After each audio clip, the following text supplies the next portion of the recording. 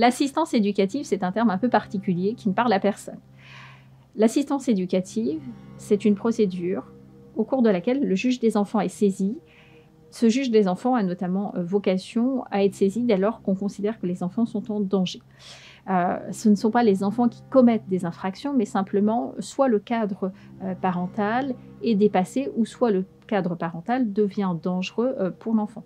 Des parents qui sont dans l'incapacité, par exemple, de pallier aux besoins primaires d'un enfant, c'est-à-dire un manque de nourriture, un manque de suivi sur le plan sanitaire, en ce sens, peut constituer un élément de danger qui a vocation à la saisine du juge des enfants. L'assistance éducative a pour objectif donc de convoquer les parents devant le juge des enfants. Il appartient aux parents à ce moment-là de se mobiliser et essayer soit d'infirmer ou de confirmer les éléments qui sont recueillis dans le rapport réalisé au fin de cette audience. Il est important d'être assisté d'un avocat qui pourra lui consulter le dossier et vous accompagner pour pouvoir infirmer certains éléments dans les difficultés éducatives, les carences éducatives ou les éléments de danger mis en exergue dans le cadre de ce rapport-là. L'avocat est soutien auprès des parents et il pourra, une fois les parents interrogés devant le juge des enfants, faire valoir une plaidoirie qui pourra emporter conviction du juge des enfants ou à tout le moins ouvrir des droits plus importants aux parents qui souhaitent avoir des liens plus tenus avec leurs enfants. Le juge des enfants est souvent saisi après un rapport du conseil départemental. Dans le cadre de cette enquête hors juridiction, les parents sont rencontrés par des assistantes sociales qui vont finalement dresser un rapport et mettre en exergue des éléments de danger. Le juge des enfants, vous l'avez compris, va apprécier selon les éléments de rapport pour pouvoir mettre une mesure en adéquation pour ou pas préserver les enfants. Si le juge des enfants considère qu'il n'y a pas d'éléments de danger, il clôturera le dossier. C'est ce que l'on appelle, nous, vulgairement, les avocats un non-lieu. Puis, si le juge des enfants a des doutes, a besoin d'avoir un peu plus de renseignements, c'est ce qu'on appelle une mesure d'investigation judiciaire, c'est-à-dire une enquête un peu plus approfondie, mais sous contrôle du juge des enfants.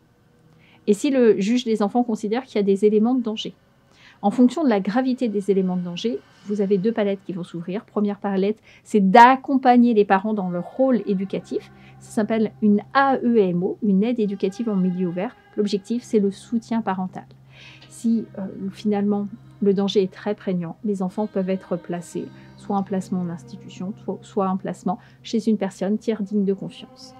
Cette saisine est la voie ordinaire. Parfois, le procureur de la République, qui est le protecteur de la société, celui qui protège des infractions pénales, peut considérer que les enfants sont en danger. Il rend une ordonnance de placement provisoire. Ces ordonnances de placement provisoire n'entraînent pas une décision du juge des enfants. Les enfants sont extraits immédiatement de la présence des parents et une audience aura lieu quelques jours après où chacun des parents pourra s'exprimer et permettra ou pas soit un retour de l'enfant, soit tout simplement un maintien du placement avec l'ouverture de droits pour chacun des parents.